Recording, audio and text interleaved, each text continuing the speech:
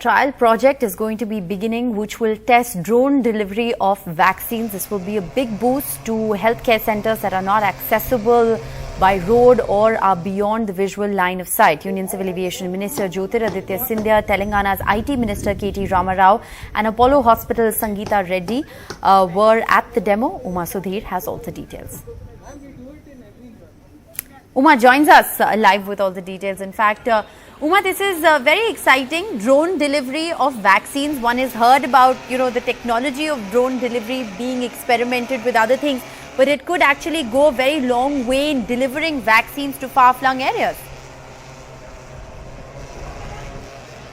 Absolutely, and the Prime Minister himself has shown a tremendous amount of interest in this particular project, of course on an experimental basis as of now, and happening at Vikarabad in Telangana, where in a very short while from now, Mr. Jyotiraditya Scindia, Mr. K.T. Ramarao will be here, and Blue Dart Med Express, in fact, which is one of the consortia, one of the 8 consortia, which is going to be demonstrating their ability to deliver these vaccines. And vaccines is, of course, only one step. We can talk about many other critical kind of delivery services that drones like this can do, and this is an unmanned service that we're talking about. And I'm going to ask Swapnik Jakampudi to join us here from Sky Air.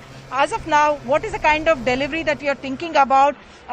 Can COVID vaccines actually be delivered? And you're talking about something that will be beyond the line of sight, which means beyond 500 meters, beyond something that you can see.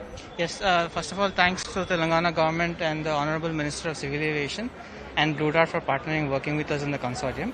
Yes, the plan is obviously to work on the vaccine delivery, and coming next 1 week, we will be doing the trials of different type of vaccines, different type of blood or medicines that is needed, and we will be demonstrating beyond visual line of sight.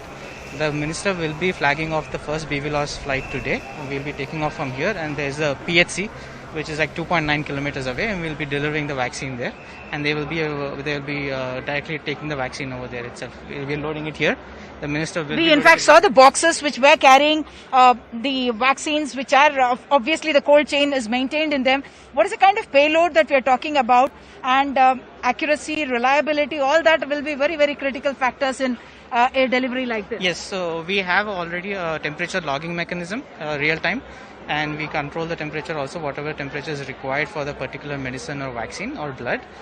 In the real time in the flight we will be monitoring it, so just in case if there is any happens, we'll be able to diagnose and tell immediately instead of after the flight is done.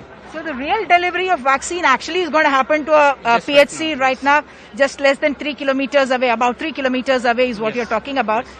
Beyond vaccines, beyond Vikarabad, beyond Telangana, do you see the scope of this actually in more inaccessible areas, perhaps in the northeast and other areas? Yes, definitely. I think we should be able to cater to, once these trials are done, the technology will evolve. We'll be able to learn and cater to any kind of requirement or use case that comes up. The technology is there. We just will have to do a lot more trials and do experiments and grow.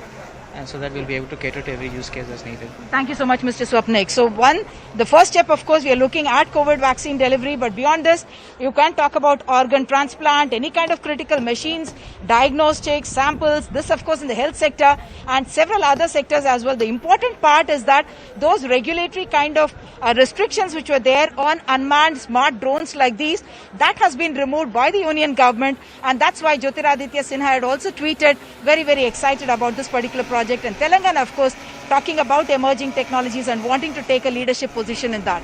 Back to you. Thanks, Uma, for joining us with the very latest